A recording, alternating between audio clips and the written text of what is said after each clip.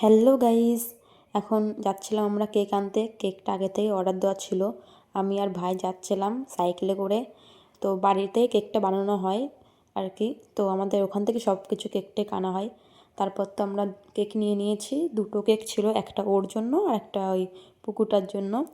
তাই কেক নেওয়ার পর বাড়ি চলে এসেছি। দেখো এই ছোট্ট মিনি কেকটা কত কিউট দেখতে না। আর এটা ছিল ভাইয়ের কেক।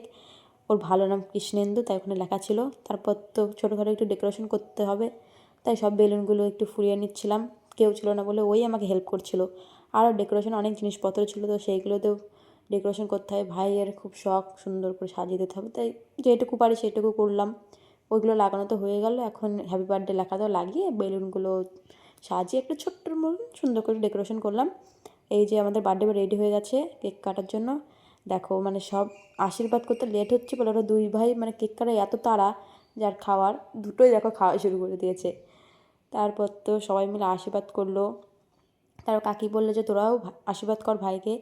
দেন আমি আর দিদি মিলে আশীর্বাদ করছিলাম। তারপর তো দেখো ছোটোটা এখন চুপচাপ বসে আছে।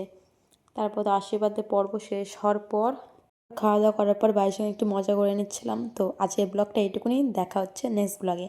টাটা।